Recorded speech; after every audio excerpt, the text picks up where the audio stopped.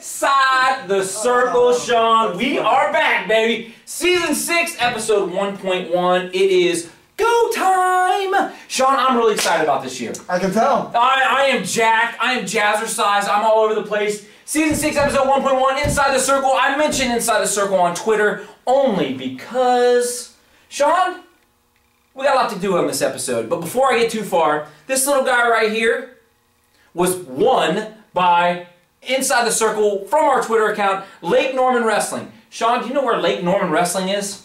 Cleveland. No, started with a C though. It is in North Carolina. Stop. Why did somebody from North Carolina send us to the bargain hat? Because they watch the show, Shawn. Why would they love it. I don't get that. You keep telling me that. Why? I'm not watching a show of North Carolina that covers Central Ohio Wrestling. Shawn, when somebody has a good idea, you want to take it and you want to run with it. I'm thinking we're going to franchise. That's what I'm thinking. I'm going to talk to the sponsors. We're going to let them know. Hey, Shawn, it's go time. How was your summer? It was great. Like great or just great? No, it was just great. Just great? Okay. Not great. Oh, we hadn't seen each other in 8 months. I know, that's one thing about wrestling that I'm starting to get back. After 9 months, you get to see people you haven't seen for a long time, but then you see people that you haven't wanted to see for 9 months. So it's a catch-22, SPN 1945. Already, we're 2 minutes in. Shawn, we do have a lot to cover. You say we didn't have any tournaments over the weekend. You're right, we didn't, but we had a lot of things happen over the summer that I want to talk about. I want to bring to people's attention. Shawn, such as things like Megan's Mile, how we finished up there, most certainly, and we'll go back even further, but we can get to our schedule, our upcoming schedule, both the show, and where we're going to be, what tournaments we're going to be covering. Along with that, some upcoming changes for sectionals and districts that I just want to highlight that I think they're going to be great. But Shawn, before we get too far, I want to tie a ribbon on last year. I don't want to leave it just out there floating because we don't come back after the whiteboard predictions. We're out in the lap luxury, right on. We're out there. The sponsors actually pay us, and then we're gone. We go to Hawaii. We go to wherever we want. Shawn, last year, South Beach. Okay, I went the other way. Last year, Central District. How many state finalists did we have? Do you know? I believe. I think 6 in 5 weight classes. You would be correct. Did we have an all Central District final? Yes, we did. Okay. Most certainly we did, and we ended up with 2 champs, which is good because we had to have one in that one. So, oh, okay. Yeah, no problem. But we had 6 finalists, 2 champs. You know, in all honesty, from my vision, I thought we were down. It was still good. Don't get me wrong. It was still good. Not great. Good. 2 years ago, I thought was a banner year for the Central District. I think that's the Central District in general. We talked about that off the camera as we'll get into when we get to our top 10, that I think we're starting to see a little slide back over our peak of 2 years ago. Oh! Didn't want to hear that. We're going to have to work a little harder. Tough love. Hey, tough love. Okay, we'll ramp it up a little bit. Shawn, okay, so there's the bow on last season. Yeah, tie that. Tie it tight, just toss it somewhere, you know what I'm saying?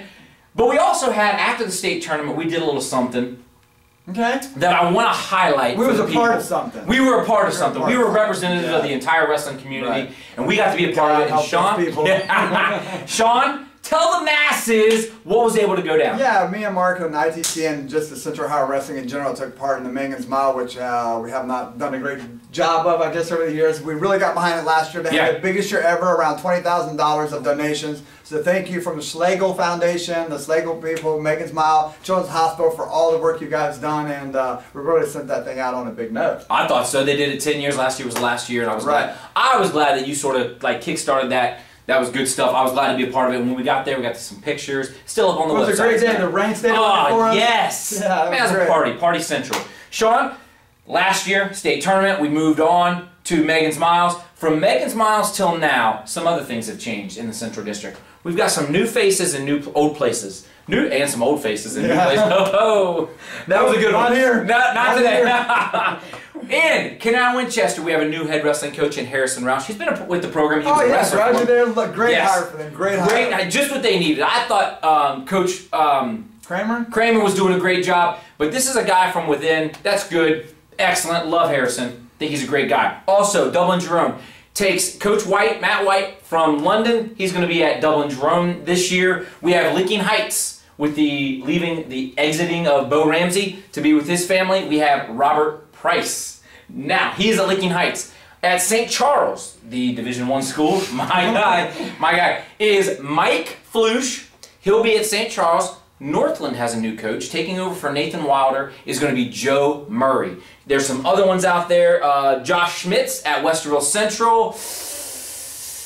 I know there's a couple more in Division I. Nah, maybe that's it for Division I. But it's funny you say that. I think Division I, that's it. I see your list on the camera here, and it's kind of forgetting a glaring one, isn't it? Yes, it is, I suppose. I suppose it is. I am now the head wrestling coach at Westland. This will be the first and only time I mention Westland. If we have 14 state champs, you will not hear me say anything about it. If we have a kid at the district tournament that is up, I'm not mentioning it. Hey man, you know what's funny? I don't know if you've recognized this over the last years. The first shirt I wear on every show is a telling story. Oh, is it? It really is. Yeah. I debated this year if I was going to wear Megan's Mile because of last year or Junior Olympics because I was a part of that this year. But at the end of the day, this is really going to be a shirt I wore, man. Hey, I appreciate that, Shawn. I do appreciate it. And I'm glad to be at Westland. I think it's great. Great community, great parental support, great kids. I've had nothing but great things to say. So that's it. I'm done with Westland. You won't hear me say anything else about it. But otherwise, I'd spend the whole episode talking about it. So there you go. Division II, Beechcroft has Mac Conkling. He's going to be there. And then our guy at Buckeye Valley, Nathan Cornell. I love that hire. He's fantastic. He's a good guy. Nathan's a great guy who should be coaching somewhere in Central Ohio. Eric stepped out of the position. I think he's a volunteer assisting somewhere. But my thing is, Nate is awesome. Nate Cornell is the kind of guy. He was at Westerville South for a little while. Yeah. Just a great stinking guy. South High has Leroy Thornton. And the last one is Madison Plains. They have Kramer as the assistant coach. We have Ryan Browning as your head coach, Shawn. That's a great group. That's a great group of coaches we got. Love it. Love all of them. It's going to be great to see them throughout the season. A lot of these guys we've known already as assistants or just being around in the business. But now they're going to be taking over a job, and they're going to find out that being a head coach is not necessarily what it's cracked up to be. Oh, really? It's a lot more paperwork than I'm used to. I will say that. Those are the new coaches, Shawn. Okay. I want to talk, you mentioned Megan's Mile, and I just want to go back to it. A couple things going on right here. Number one, the glaring, not only the shirt, but above the shirt. You're killing me, man. I'm not killing you. This guy's been beating me up for like 3 hours before we started showing. Like, what's up with all that hair, dude? You're killing me. It's actually No Shave November. There you go. I don't know how familiar you guys are with that, but it's just supporting men's health. And since wrestling is more of a male sport than other, and women, they have breast cancer awareness month. So it's No Shave November, so we're supporting like testicular cancer, prostate cancer, just men's health in general. So as the month ends, you'll see me shaving all the way up. So I don't know if I'm ever going to get to this, but no, I don't know if you can get that we're far. Just here to support the community. Shawn, this is like the 5th or 6th time that we've done something that I think, man, that's a great thing to do. That's just a great thing. I thought Nathan Brown, he's a wrestler. The Coach Brown Wrestler of the Year, fantastic. This, in general, inside the circle, get your butt off the couch and do something. Inside the circle, but we're just going to give the old college No Shave November, Megan's Miles. We were able to give some money for the Derby District. If you looked at 120 weight class, we sponsored that. We sponsored that way. Anytime we can do something to promote the sport of wrestling, and in this case, men's health. Actually, you get to a point, if anyone out there really said, hey, there's something we would like to get behind, can you guys help with this? Don't be afraid to contact us any way you can to ask for. You just got to ask sometimes, guys. That is what you have to do. Shawn, that is old school, old school. New changes come around this season. Shawn, inside the circle is in its 6th season, and I want to know. But is the 7th whiteboard or the 6th season? It'll be the 7th whiteboard, okay. 6th season, I do believe. Gotcha. But I want to know where we're going to be. I have to know where we're going to be, or else I can't put it in my notes. That's the $1 million question. As most of you know, we've went to 5 sectionals. 5 we will be at Marysville, Arlington, Watkins, Whitehall, which is new for us, and Newark. We've had a lot of changes. People as know, like we're going to have 3 teams from the Northwest come down, which Lima Senior is assigned to Marysville, and then Ashland and Madison will be assigned to Whitehall. Whitehall will only have 9 teams. The other 4 will have 10. Yes. The West, obviously, the Whitehall sectional goes back up to that Perrysburg district, and me and Mark couldn't be as far off as you could possibly be, Mark Neiman, about who's going to go to this Whitehall sectional that goes. I only have 1 team, Shawn. But you think one team between 8 and 20 is going to take a flyer? No, I'm telling you, it's state qualification suicide. It is. If you go, I put Central Ohio wrestlers going to Perrysburg from Whitehall at 1.5 state qualifiers. 1.5. And if they stayed, they'll go to Darby and probably like be a lock to get out. But my point is, this is the real problem. You're going to have St. Ed's and Elyria at the same sectional. Yes. So when they come out, they're going to be separated. So you're not going to get like some dream bracketing where you got the good side. You're going to have an Ed's or an Elyria guy on your side. And then you have the wild card is Brecksville coming in. True. So Perrysburg isn't. Oh no! I mean, you got Perrysburg, you got St. Ignatius, right. You got I mean, you have Olmsted Falls. Like when St. Ignatius, Olmsted Falls, and Oregon Clare, like your B-level teams, like that's not good. Oregon Clare's like, pretty good. I just think you should avoid that like the plague. But like I said, me and Mark are totally in disagreement on how this is going to work out. He thinks someone's going to take a flyer, and nobody's taking a flyer. But what really needs to happen here, talking to Union County, we need to have some transparency of what the system is for the bumping. If you guys, you've been to the seating meetings, there's always complaining about getting bumped from a sectional to a different sectional. Now we're throwing in the factor of getting bumped from a sectional to a sectional that leads to a different district. I think we need to have in place what happens with the bump. All right, to put that in play, the closest school to Whitehall is either Reynoldsburg or Groveport, would you say? Okay. Okay, so let's say Reynoldsburg chooses to go to Newark and gets bumped. What normally happens is they get put to the closest sectional that's open, which would be Whitehall. Okay. If this is the case. And your point is, dude, they went from being in the Darby district to now being in a totally different district. So are we going geographic or not? Are we going whoever the lowest seeded team is when a bump occurs?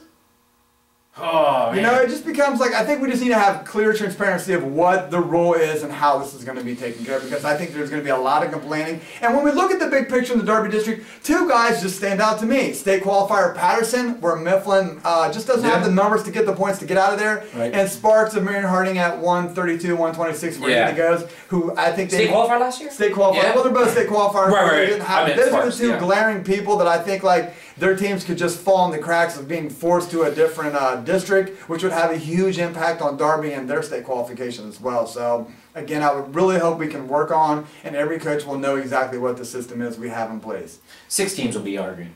6 teams will be upset. Not a lot. No, it's not going to be. It's going to be like 3 or 4 who gets bumped there. But even less.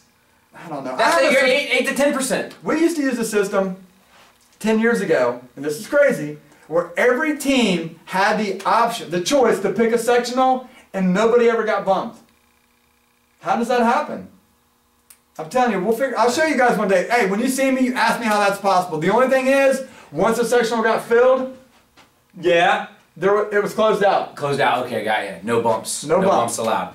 Well, that's a lot going on there. That's a lot. The 5th sectional, if you check out our website, which is somewhere on our bio, we do have... We have a website? Yeah, we have a website. We also have a forum on there, I would like to point out. You can register for it, and there is a 5th sectional like breakdown type of thing. Okay. Yep. Also, Division 2 has changed. Division 2 is now a 2-day tournament out at Licking Valley, where every Division 2 team, last year we had 2 sectionals, now we only have 1. There's 22 schools there. Yep. And I know that sounds crazy. People are like, 22 schools, when there's only 10 in Division 1?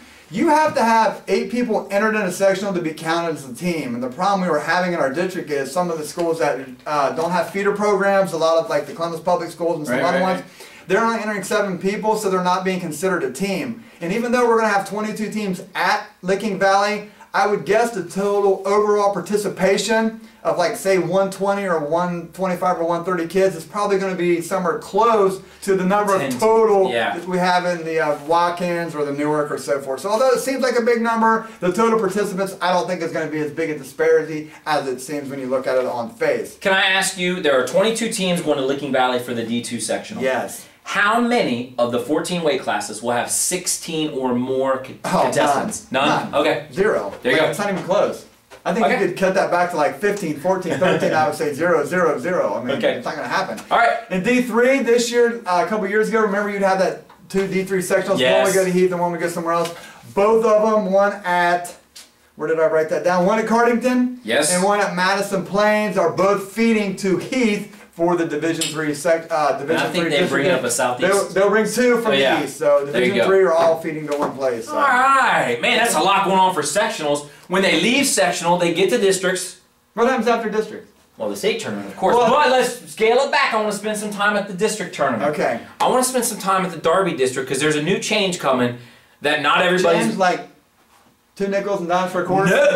No. no. This is a change in what we've expressed. We have expressed it over the last 2 years. Matt Ford. I'm not going to jump. I'm not going to. No, go ahead. I want you to take this. Bump me out of the picture. Me and Mark have really been like hammering this for the last 2 years.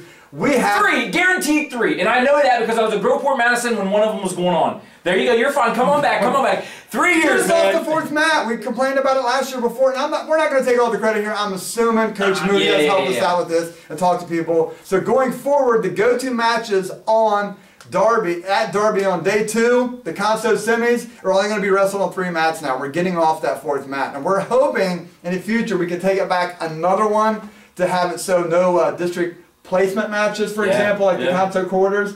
Conso quarters we played there as well. But again, this is a huge step for the Central District that I think is great. That obviously it's the greatest round of wrestling. Yes. And for us to see it on 3 mats as opposed to 4, we're going to get to actually watch more of the wrestling. Plus, there's no complaining. But you know, that 4th mat, it's hard to see from the side the mat's on. Yes. Because you have to look over. Yes. And then they say get off the window. Yes. I mean, this really is just good for Central Ohio Wrestling and Derby in general. You know what, Matt? So congratulations to everyone who got behind us. Coach Moody, I know you played a big part in this as well. Huge, yes. So last year's big debacle was 132 Trey Bogatech versus Demetrius Monroe. I know, Hall, yeah. Man, that was a great match. That should have been center stage. Ultimate overtime. Yes, yes. We're into the I got bleachers. it. 1 mat right in the center of the gym. All the Constellation semifinals. Oh, I wish Conso semis was 1 match at a time. Yeah. I would sit there until like 2 in the morning. You know what I'd do? I would pay as much money as possible to get the seat, you know, that love seat they bring out for the dual meets Derby. Anywho, let's get moving. Let's get moving. Yeah. So anywho, that's that.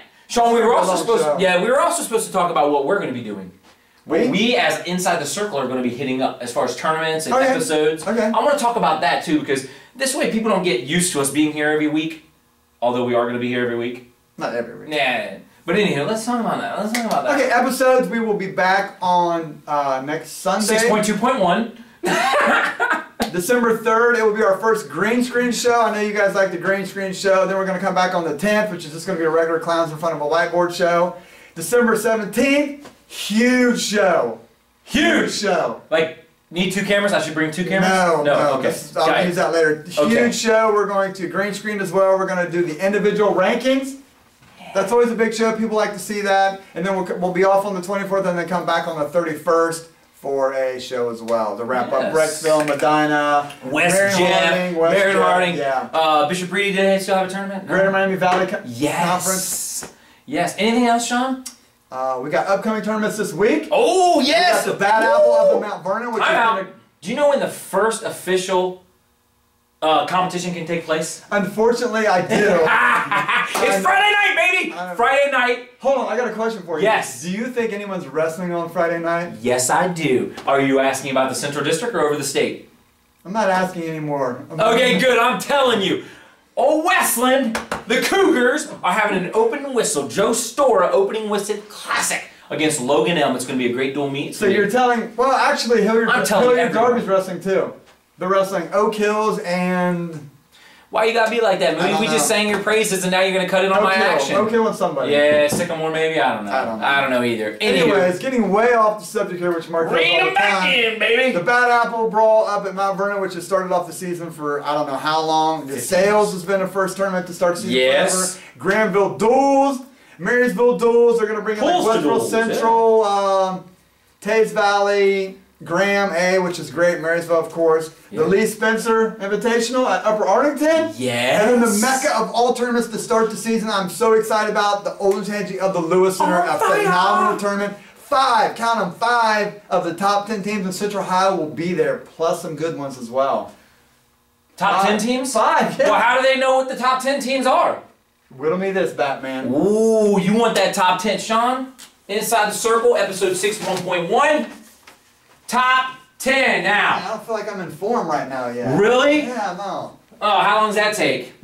Night Flyer says he might remember. I think it's like a changing the guard here in the Central Ohio District. The last time I felt this was at the turn of the century when we started to break away from Toledo. Remember we used to switch with Toledo? Yeah. Central Ohio Wrestling, I think, is going to be funner. If you can't say that. More fun is the word you're looking for. More fun, thank you, former coach there. I think the talent's going to start going back to what it's been lately, but the fans, like I know this district, like we're gonna have beach balls in the stands, like this is gonna be more of a kind of a party atmosphere. Okay. But slowly turning to what we used to be, unfortunately. Now stop right here. Where do we want to start? We want to start at 7, 6, 5, 8, 9? We're gonna start at the bottom and work our Okay. way up. Because Right. I don't think everyone's on board We're with ready. what I got Okay. here. Okay. At number 10, we're gonna go with what I think is the most forgotten team in the Central District the last couple years. Wessel? Even though you Not weren't yet, going to okay. mention them anymore. The Comets of Central Crossing. I think these guys are a sleeper just waiting to erupt here. Obviously they got Maddox, but then you got Devin Wood, Leapley, Yeah. the senior Ross at 106. 106 Yeah. isn't going to be that good, so you got a senior there that's going to score you some points. Faye, look out for Reasoner up in the big boys, and maybe a couple other guys. This is a good program. He told me it's the most freshmen he's ever had. They got like a good number of kids there, maybe 35, 40-ish kids. I expect them to do good things and get better as the season goes on with this young team. Okay. Number 9, we're going with the home team here, and Darby. H. Darbs. Obviously, their big hitters here are Ball and Coover. Then you add in Groves, Brown, Backerby, Rayburn. They like their 106-pounder too, so that's another team that could be in the mix to get some points here. And basically, Coover and Cover. whatever. Yeah. And Ball. That's what I do. I screw up names. I just look pretty. Go ahead. I tell bad jokes. Yes. Go. Are going to score a lot of points, and I just really need to get a couple people around them and do something good. At number 8, we're going with Scioto. What? Yeah, I know. People's been beating me up about this. People inside the circle give me a preseason top 10. I told them like I like Scioto this year. People's beating me up on it.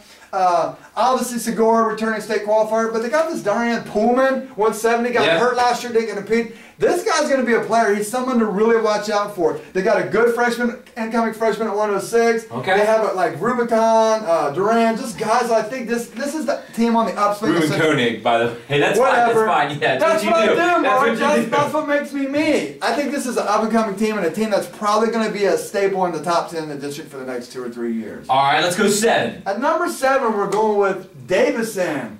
Obviously, the three-headed monster of Gio, Monroe, and Duso is huge. They just need a couple more people to chip in here. I mean, these are 3 stars that are going to score a ton of points. If we can get the Wise. DeWeese, he will be there. I think he really is. He looked good as a Central District All-Star. Yep. Then they got the 6-pounder also. Did you see that? No, the 6-pounder came in as an alternate wrestler. Oh, yeah. He's another kid, so another team that has a 6-pounder that could come out to anything. Again, I can't look past the top 3 superstars of this team, but the overall depth might hold them back in dual meet formats. But in tournament. But in tournament, so I think this is a good spot for them. All right, what about number 6? At number 6, this is where we really start to have separation. I think the top 6 teams are clear ahead of the rest of the field here, and they may change a little bit as the season goes, and probably will change. But at number 6, we're going with the Braves of Old Tangi. And I really like this team. I can't wait to watch them duel Westerville North or duel even Liberty for that matter. They, I mean, they're just solid from top to bottom. You got Gore obviously in the way, but now they bring in White. You got Veronelli, Pathel, Flanagan, Cade, and an upperweight guy, maybe Dope or something like that. He's a solid guy. The only thing I don't like about this team, we can't call them homegrown anymore. I would say there's a life lesson here somewhere, but I've been in the Darby District and know that's not possible. Yeah, number 5. At number 5, the team that just probably, if everything could go wrong for them, went wrong for them on Saturday night, it's the Warriors of Westerville North. But they'll be back. I mean, they'll rally. There's another team that has probably 50 or 60 kids on their roster. You know, crazy. I think it all went south for them when Potter got hurt at Medina. I was really high on them. Potter got hurt, and then Wright got hurt, and then Mays. They just could not fight the injury bug. But I like Siebert to be a qualifier this year. Bright, Potter, Bien was a district placer. And he was like 2 seconds away from being a state qualifier. Then you add in Shear, the younger Grant. They'll be fine. They'll be team again. These dual meets with Westerville North, Old Tangi, and Liberty are going to be phenomenal, and I cannot wait to watch. Awesome. What about number 4, Shawn? And number 4, the team. Oh, someone's texting me now saying I have them ranked too high. I don't know why people beat me up about these guys all the time. It's the Rocks of Dublin Kaufman. These guys are 2-time regional champs, making it to the state dual meet tournament, and for some reason they always think I overrank them. They have 3 returning state qualifiers, and Wallach, Yaus. It's Yost, but go ahead. I'm going to call him Yost on the last show on our whiteboard. Deal. And then they're bringing in the 6-pounder that I thought was the Ace of Spades at that weight class until we have a drop down, which we'll talk about a little bit later. The Ace of Spades! I know you like Motorhead. I see these guys a lot in off-season stuff. They do a great job there with their Beast Mode program, and this is a team that I think is a solid number 4. Now, when we get to number 3, I only think 3 teams can win the Derby tournament. I think Dublin's probably on the verge, and if everything went right for them, maybe they could get second or third, but I don't think they have the horses to get the top prize. Okay.